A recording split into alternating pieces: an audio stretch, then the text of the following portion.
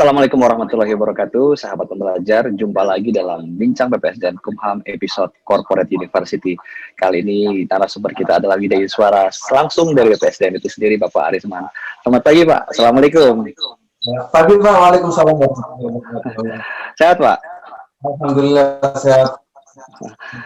Alhamdulillah, makasih sudah bisa bergabung sama kita pagi ini, Pak. Oke, seperti yang kita ketahui, Pak, sejak 2019 itu Kementerian Hukum dan HAM pada tepatnya Desember, Pak, ya, sudah mencanangkan Kementerian Hukum dan HAM Corporate University. Nah, dan ini sebenarnya sebelum ada Kemenkumham ini, kita sudah tahu bahwa ada Telkom dan PLN yang sudah lebih dahulu menerapkan strategi corporate university ini di lembaga atau instansi mereka. Tapi sebenarnya tidak hanya PLN dan Telkom saja, itu banyak kementerian lain, lembaga-lembaga pemerintahan ataupun BUMN atau bahkan swasta sendiri sudah banyak menerapkan corporate university ini. Tapi jujur mungkin sebagian besar orang atau sebagian besar pegawai kita sendiri masih belum begitu paham mengenai apa itu corporate university. Nah, kira-kira Bapak perkenan menjelaskan ke kita supaya kita ini lebih paham, Pak, apa itu corporate university. Karena masih banyak yang ngira ini kampus, Pak. Corporate university itu belajar langsung atau kayak kampus gitu, Pak. Nah, mohon pencerahannya nih, Pak. Aku ini awalnya itu berasal dari praktek-praktek pelatihan pembelajaran yang ada di perusahaan-perusahaan yang ada di Amerika sana. Sekitar era tahun 90-an kurang lebih seperti itu muncul di sana. Munculnya ini ditandai dengan 3 fenomena besar, Pak.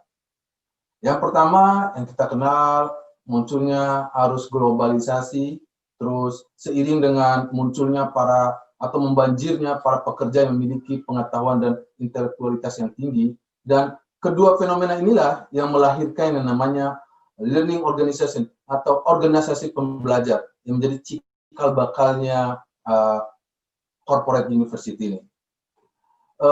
Saya akan jelaskan satu persatu. Globalisasi ditandai dengan, kita tahu, tidak ada lagi batasan antar satu negara. Arus perputaran informasi, bisnis yang begitu dinamis, sehingga melahirkan koneksi antar negara itu semakin cepat, semakin mudah. Dampaknya apa? Dampaknya adalah organisasi yang tidak bisa adapsi atau tidak bisa menyesuaikan dengan perkembangan globalisasi akan tertinggal. Oleh sebab itu, organisasi atau perusahaan-perusahaan berlomba-lomba untuk menyesuaikan perkembangan globalisasi tersebut. Nah, globalisasi di awal tahun 90-an atau memasuki abad 21 ini juga beriringan dengan membanjirnya para pekerja-pekerja di industri atau di perusahaan-perusahaan saat itu yang memiliki intelektualitas yang tinggi, yang memiliki pengetahuan yang tinggi. Sehingga ini berdampak terhadap perusahaan tersebut akan mengubah cara manajemen atau gaya kepemimpinannya. Kalau zaman dulu sebelumnya pemimpin itu di lingkungan birokrasi, di lingkungan perusahaan itu, awalnya mereka menggunakan gaya kepemimpinan sistem komando. Apa yang diperintahkan diikutin oleh para karyawan. Karyawan dianggap ada pelaksana semata. Tapi seiring banyaknya karyawan yang memiliki pengetahuan tinggi, mereka merubah gaya kepemimpinan itu. Akhirnya mereka melibatkan seluruh karyawan-karyawan itu berpartisipasi untuk mengambil suatu keputusan atau kebijakan untuk kemajuan organisasinya. Nah, globalisasi, terus fenomena yang kedua tadi yang baru saya sampaikan adalah membanjirnya para pekerja yang memiliki pengetahuan yang tinggi ini menyebabkan atau berdampak terhadap yang namanya organisasi pembelajar. Ya, organisasi pembelajar atau learning organisasi ini dicetus oleh Peter Senge namanya, ya. Beliau mengatakan bahwa keunggulan suatu perusahaan atau organisasi itu diukur dari kecepatan belajar. Jadi kalau mau berhasil, kalau mau unggul organisasi kita harus siapa yang paling cepat dalam belajar, organisasi siapa yang paling cepat dalam belajar. Oleh sebab itu dia katakan bahwa tidak ada lagi, katanya dia, batasan untuk belajar. Kita tahu pada saat itu di perusahaan-perusahaan itu yang diikutkan pembelajaran hanyalah pada level-level tertentu, katakanlah para pimpinan-pimpinannya. Seperti itu. Nah, saatnya, katanya beliau, semua orang yang ada dalam organisasi itu harus ikut belajar. Bagaimanapun caranya, dimanapun katanya. Nah, tujuannya apa? Tujuannya adalah untuk membawa organisasi lebih maju ke depan. Nah, inilah yang menjadi cikal bakal Korpu. Learning organisasi, yang konsep disampaikan oleh Peter Senge. Apa itu learning organisasi? Jadi organisasi yang mampu mendorong individu di dalamnya. Ya, saya ulangi, organisasi yang mampu mendorong individu di dalamnya untuk terus belajar dan belajar. Ya, sehingga para individu tersebut mampu mendorong organisasi ke arah pencapaian visi atau pencapaian kinerjanya. Jadi saya ulangi, jadi organisasi yang mampu mendorong dan memfasilitasi semua pegawai, karyawan untuk sama-sama belajar, untuk semuanya ikut berpartisipasi dalam belajar.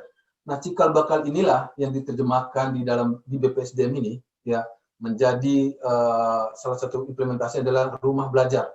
Tujuannya apa? Agar semua pegawai, agar semua insan pengayoman, ya, bisa belajar di mana saja, kapan saja. Nah, kita menyiapkan rumah belajar, pimpinan kita sudah menyiapkan fasilitas ya untuk learning organisasi ini dalam bentuk wadah menggunakan teknologi informasi agar semua orang bisa belajar di rumah belajar. Silakan orang pegawai kita yang ada di Papua, yang ada di Aceh, tidak perlu lagi datang ke BPSDM. Silakan klik rumah belajar di situ. Kalau mereka misalnya ingin mempelajari tentang pemasyarakatan, tinggal klik pemasyarakatan. Di pemasyarakatan, misalnya di pegawai Bapas, tinggal klik di Bapas. Akan keluar semua materi belajar, sumber belajar, bahkan e-learningnya akan bisa di situ. Tinggal dipilih. Ya, saya butuhnya apa? Saya sebagai pegawai Bapas ingin mempelajari tentang bagaimana litmas misalnya, ya, penelitian masyarakat. Silakan klik di situ. Saya pegawai migrasi, saya ingin mempelajari tentang pengawasan. Tinggal klik di rumah belajar. Nah, inilah cikal bakal learning organisasi. Jadi BPSDM sebagai pelaksana dari Korpu ini memfasilitasi agar semua orang, ya, semua pegawai seluruh Indonesia ini, ya, bisa belajar kapan saja, di mana saja. Agar konsepsi Peter Senge tadi, atau organisasi pembelajar, jadi semua orang ikut belajar. Kurang lebih seperti itu konsep dari Korpu itu. Untuk Kementerian Hukum dan HAM ini, strategi pengembangan kompetensinya itu yang seperti bagaimana, Pak? Dalam Korpunya ini. Ya, terima kasih. Ya, Pak Sofi, betul, bagus sekali pertanyaannya.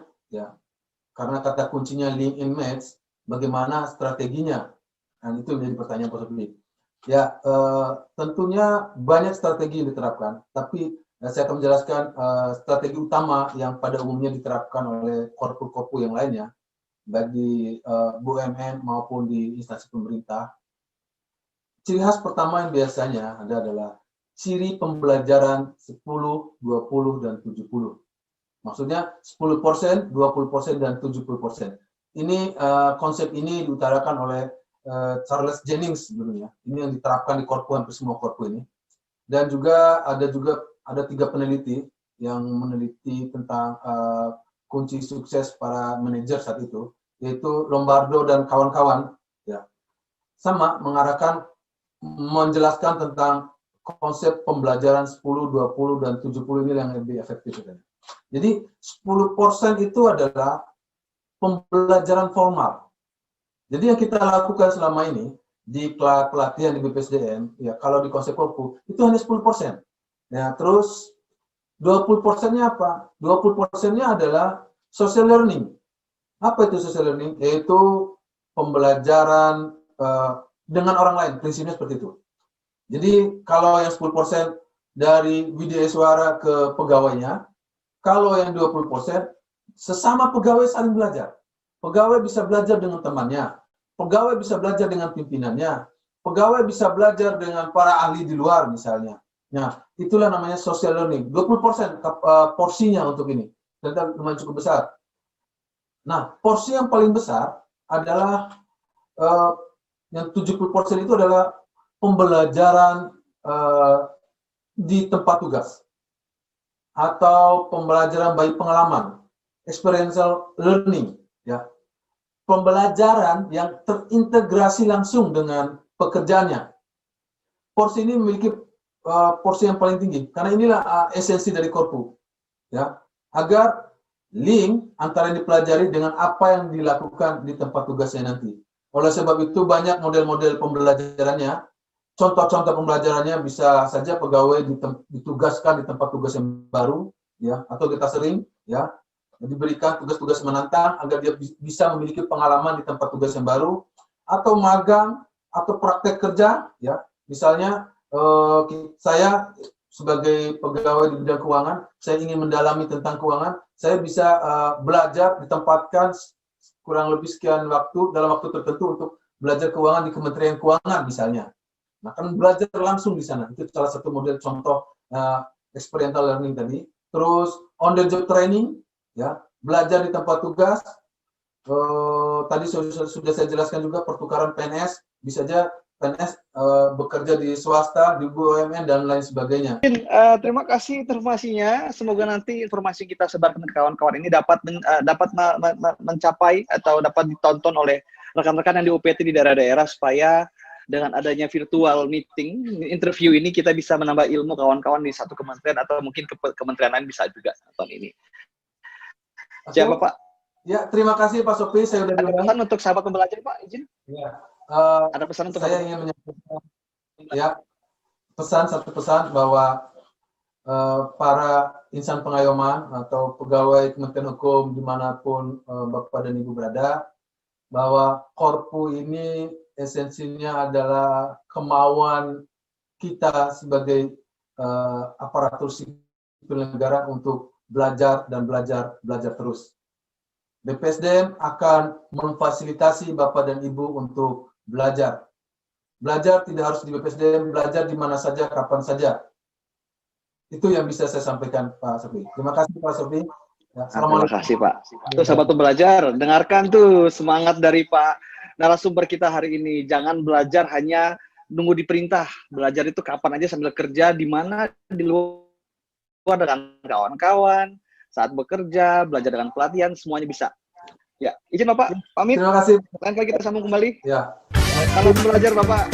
Assalamualaikum warahmatullahi wabarakatuh. Waalaikumsalam warahmatullahi wabarakatuh.